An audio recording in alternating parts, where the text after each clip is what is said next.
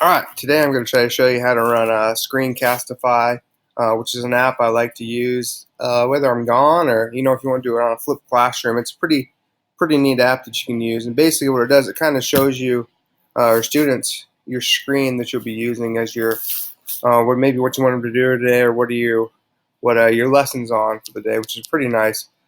So a few things about it. If you want to find it, go to Google and maybe just type in Screencastify, and also you can see there's some other ones out there you can use, but so you can just download it from the App Store right here and add to Chrome when you get it. I've already got it on my Chrome, which is right up here, and it shows you that it's recording. Okay, so to get started on it, a few things to run it. So maybe you want to click on it to get started. That's the first thing you want to do, is click on it, and it shows you probably right now that I am recording and how long I'm recording and so on. And a few things you can do, you can put your video in at the bottom so they can see your face, so you can have it not on there, they can just hear your voice. Kind of depends on what you like or what you want to do.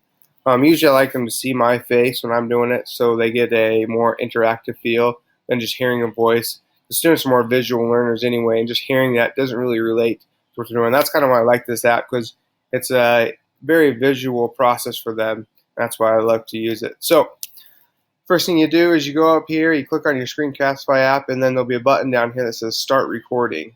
And then once you start recording, it'll kind of run you through maybe some options that you can use. Just make sure your microphone's on and make sure your video is recording. And basically anything that you do on your screen, the students will be able to see, which is a pretty nice app. So one thing I like to do with them, I like to record, and then I like to go to their e-textbook and kind of show them what I want them to do for that day or what I want them to read, so that I don't have to put it on the sub to kind of understand, oh, they need to go to this page or what they want to do, because sometimes, the students might know, but the sub might not know. So it's a lot easier just to show them going through here. All right, so I'm just going to log into kind of e-text that I've been doing here. I'm going to find it. Just one second. All right, so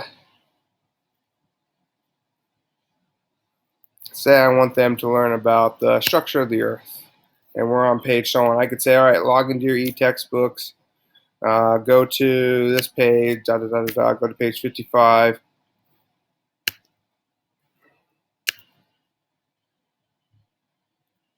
And then I don't have to tell the sub, okay, have them go to page 55, have them do this part, this part, this part. Because like I said, the sub might not be as acclimated as our textbooks as they need to be in order to teach the lessons. So that's why I enjoy using Screencastify. Okay, so once I get them logged into a textbook, I might say, hey, let's go to plate tectonics. And we could see, hey, there's a question for them to answer in the books right here. So I could say, hey, okay, go ahead, read this part, read it, and then fill in the question down here. I could also say, or I just want you to make sure you do this on page 72 for today. And as we move throughout our lesson, maybe we get to page 75. Please go ahead and read these questions, answer them.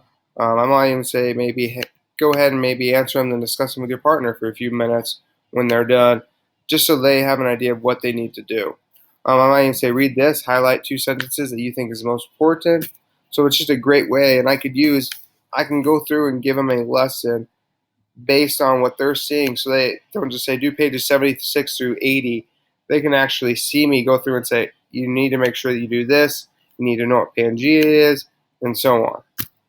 Okay, so that's one reason that I really like this product, is because it's very helpful to use.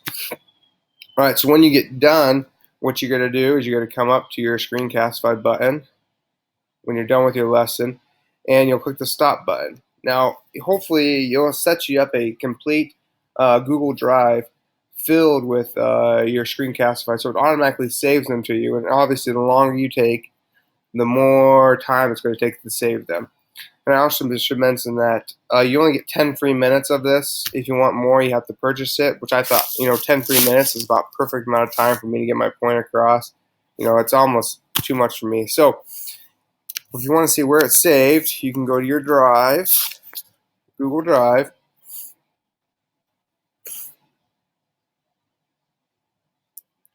Google Drive now has about everything for you, and you want to find the folder Screencastify, which I have right here.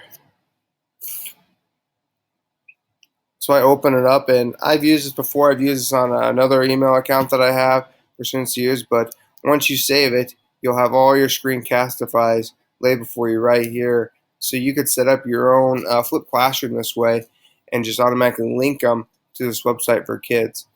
So like I said, it's just a great tool to have. It's very easy, friendly to use. But yeah, that's it. Let's see if I can show you any other options. Oh, you can go to your recordings from here. You can buy it. Let's see if we click on options, what it's going to tell us to do. You can even store it someplace else. I didn't know that. That's kind of neat. Like I said, the longer it takes, or the longer the video, the longer it's going to take to upload. But it's a very, very friendly process, and it's very, very easy to use, and I highly recommend it. So thank you much for listening today, and I hope you enjoy using it and utilizing it in your classroom.